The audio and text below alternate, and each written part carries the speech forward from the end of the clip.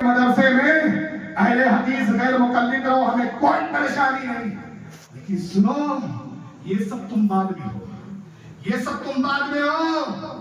تمہاری بنیاد کیا ہے؟ لا الہ الا اللہ محمد رسول اللہ۔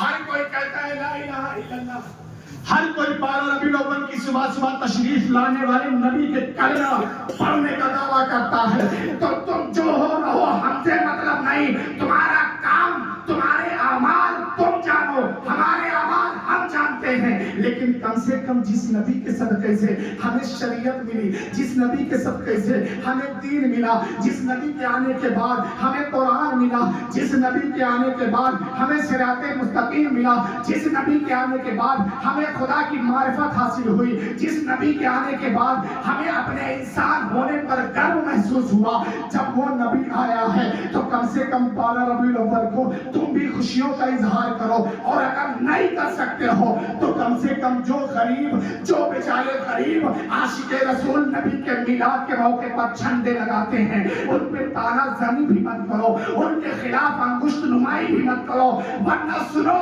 یہ نماز بعد میں ہے، یہ روزہ بعد میں ہے، یہ حج بعد میں ہے، یہ زکوٰۃ بعد میں ہے، یہ صدقات بعد میں ہے، یہ خیرات بعد میں ہے۔ اگر کسی مائی کے لال کے اندر دم ہے تو میرے ان جملوں کو جھٹلا کے دکھائے۔ اللہ نے نماز کا حکم بعد میں دیا، روزے کا حکم بعد میں دیا، زکوٰۃ کا حکم بعد میں دیا۔ اللہ نے سب سے پہلے فرمایا یا ایھا الذین آمنو، یا ایھا الذین آمنو، اے ایمان والو صرف تم پر نماز فرض ہے، اے ایمان والو صرف تم پر روزہ فرض ہے، اے ایمان والو صرف تم پر حج فرض ہے، اے ایمان والو صرف تم پر زکوٰۃ فرض ہے۔ اللہ نے ہر کسی سے نہیں کہا، ایمان والے سے کہا ہے، اور ایمان والا ہے تو اس کے لیے یہ سب حکم ہے۔ ایمان والا نہیں ہے تو چاہے جتنا نماز پڑھ لو سب بیکار ہے، چاہے جتنا روزہ رکھو سب بیکار ہے، چاہے جتنے حج کر لو سب بیکار ہے، چاہے جتنے زکوٰۃ دے لو سب بیکار ہے۔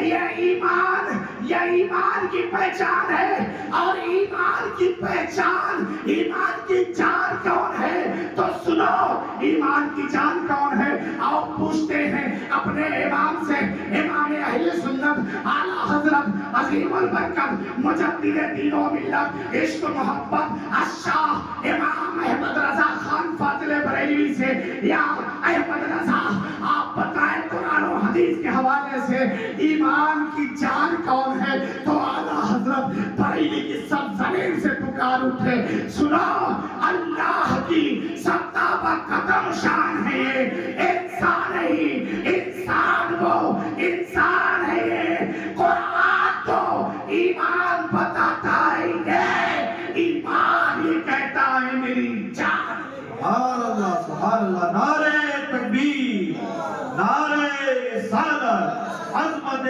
مصطفیٰ، آمد مصطفیٰ، سبحان اللہ۔ لہذا سارے لوگ خوب نبی کی آمد پہ جشن منائیے، یہ 1500 سالہ جشن ہے۔ اب ہم نے کسی کو بھی یہ صدی کا جشن نصیب نہیں ہونا ہے، کسی کو صدی کا جشن نہیں ہوگا۔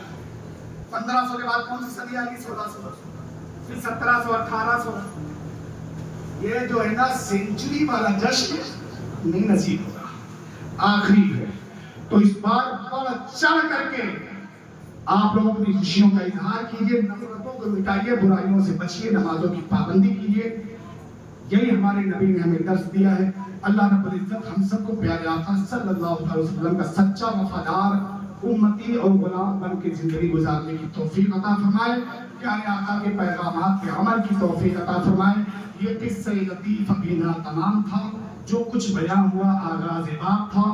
مسافر ہیں ہم بھی، مسافر ہو تم بھی، کسی موڑ پر پھر ملاقات ہوگی۔ استغفر اللہ ربی من کل ذنب و اتوب الیہ، لا الہ الا اللہ محمد رسول اللہ۔ السلام علیکم۔